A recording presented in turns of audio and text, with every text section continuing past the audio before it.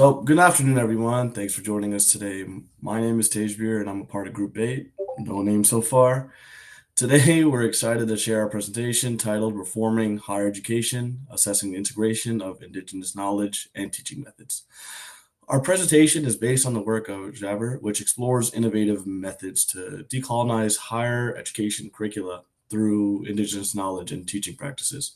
We aim to unpack the key elements of the study, its implications for education, and the challenges it seeks to address. We will also discuss how the study aligns with broader reconciliation efforts and what we can do to further support Indigenous pedagogical practices in higher learning. So, to begin, let's set the stage with the current context of higher education across the globe. Higher education is deeply influenced by Eurocentric frameworks.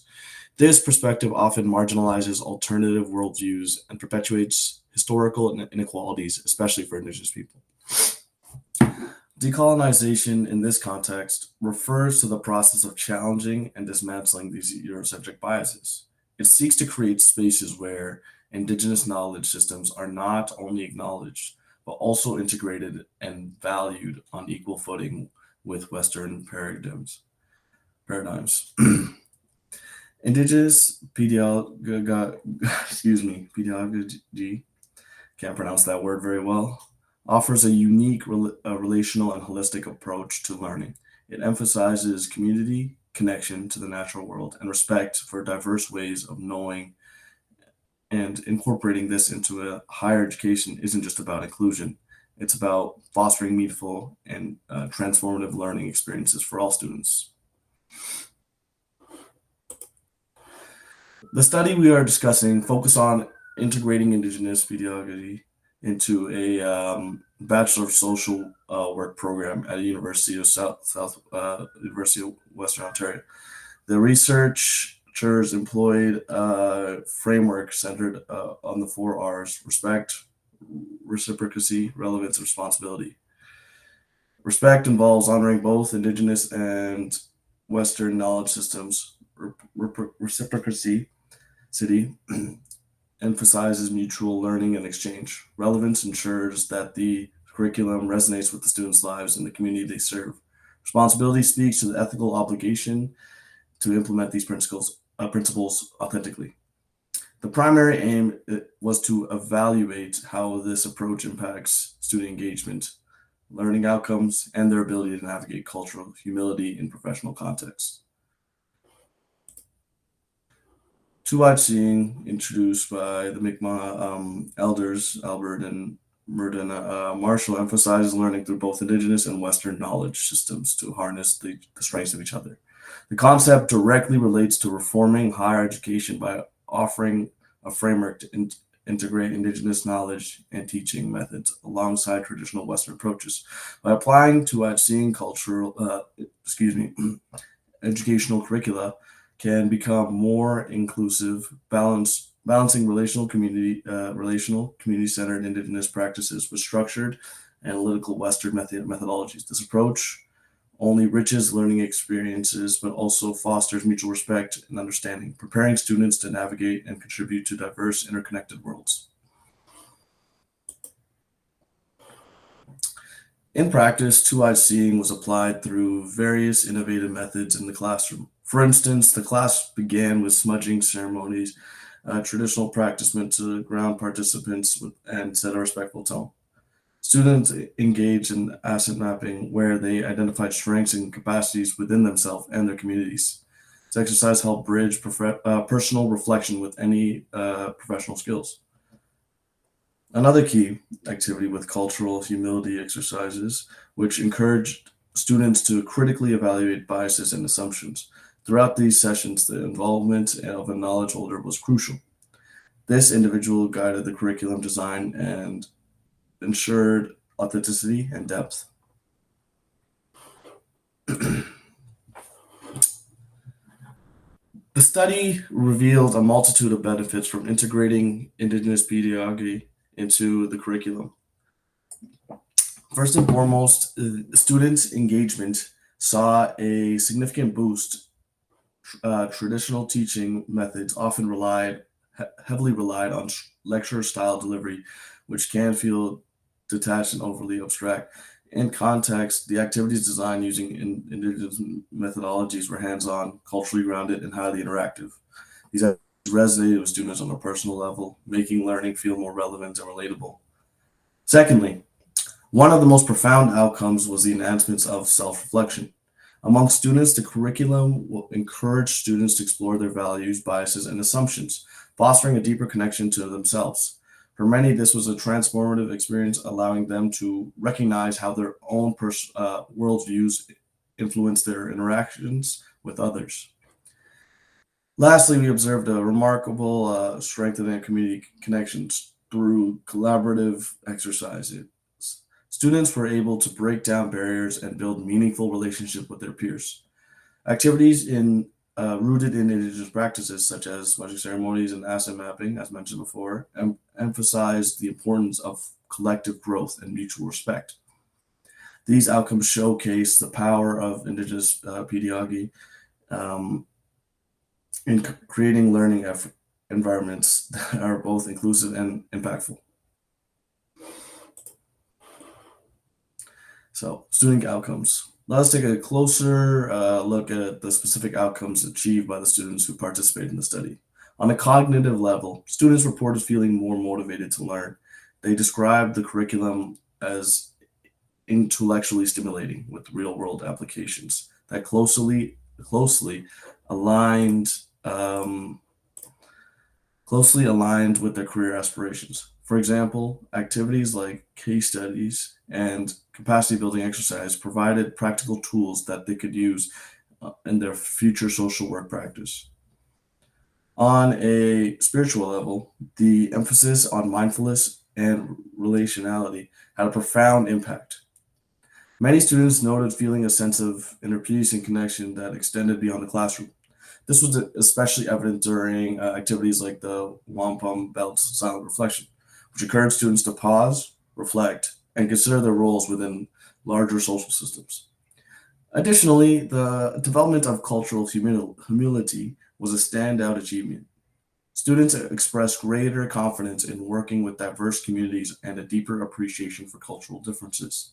This aligns with the broader goals of a social work where empathy and understanding are foundational skills. These outcomes demonstrate how integrating Indigenous pedagogy not only enhances academic learning, but also equips students with the interpersonal skills needed for real world challenges.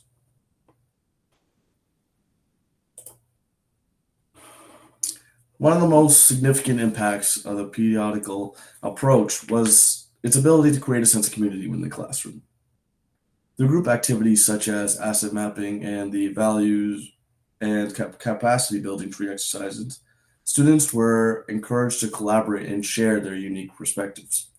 This facilitated strong bonds between peers, fostering an environment of trust and mutual understanding. In traditional classroom setting, learning is often individualistic and competitive, which can create a sense of isolation among students.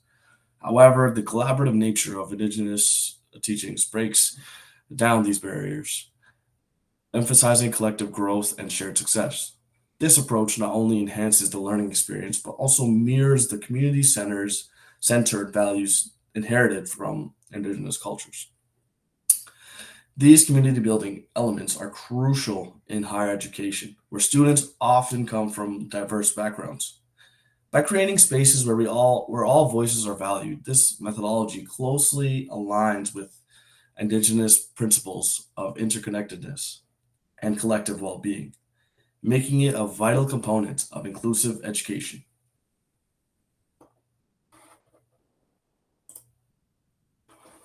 So I'm going to be taking over on how all this does align with reconciliation. So our study does support the Truth and Reconciliation Commission's call to action, specifically Action 62 and 63. These are more focused on integrating indigenous knowledge into educational curriculums around the country and enhancing training of educators. These actions are crucial because they help build understanding and respect between indigenous and non-indigenous communities, and this is a fundamental part to the process of reconciliation. By incorporating indigenous practices into our curriculum, we contribute to these broader societal efforts, demonstrating the potential of education as a powerful tool for reconciliation. This approach does not only create inclusive, respectful, and equitable learning environments, but also showcases the direct impact of such integration on educational practices.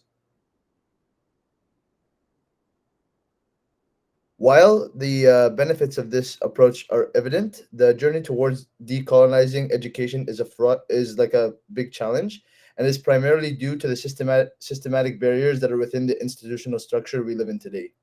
Many universities remain deeply involved in Eurocentric traditions that prioritize Western knowledge systems over indigenous practices, and this often dismisses the value or undervalues alternate perspectives from all sides. Moreover, there is a significant lack of understanding or appreciation for indigenous methodologies among faculty and administrators, which can lead to tokenistic inclusion of indigenous content without meaningful integration. These challenges really, highlight the need for a cultural shift within the academic world, and that could be done through advocacy, education, and structural reforms to create an environment where indigenous knowledge is more prioritized and more exposed to those inside the system. So some practical challenges that are occurring are the systematic barriers, which we consider like a practical challenge because this limits the diversity that's within our education system and seeing like what we study. It may not This like kind of approach does not fully capture the broader student population, especially since nowadays in the university there's like a lot of different races or ethnicities, and like people are coming from all sorts of background. So, developing and implementing a decolonized curriculum requires significant time, effort, and collaboration. And this can particularly be done by people with a lot of knowledge. And they should, kind of take it upon themselves as a responsibility to create a more resource intensive process that kind of allows for a diverse range of ideologies and methodologies.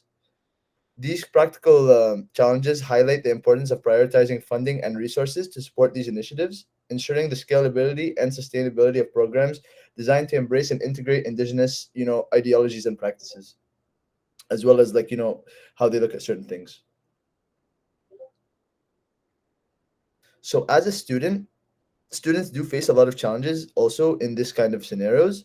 Students face their own set of challenges when engaging with decolonial critiques, often struggling to move beyond a surface level understanding to critically examine systematic issues or envision transformative changes. The difficulty reflects a broader gap in our education system, which does not always equip students with the necessary tools to navigate complex social and culturally dynamic issues effectively. To address this, we need to be thinking more about a comprehensive approach that the education may include to kind of emphasize the teaching of critical thinking, self-reflection, and understanding of power structures.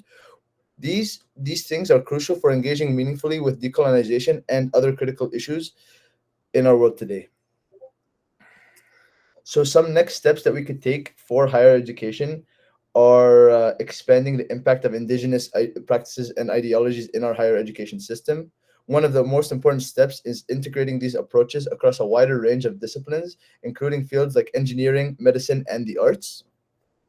Faculty training is another crucial area for development. Educators need to be equipped with both the skills and the cultural understandings necessary to deliver indigenous ideologies and practices effectively.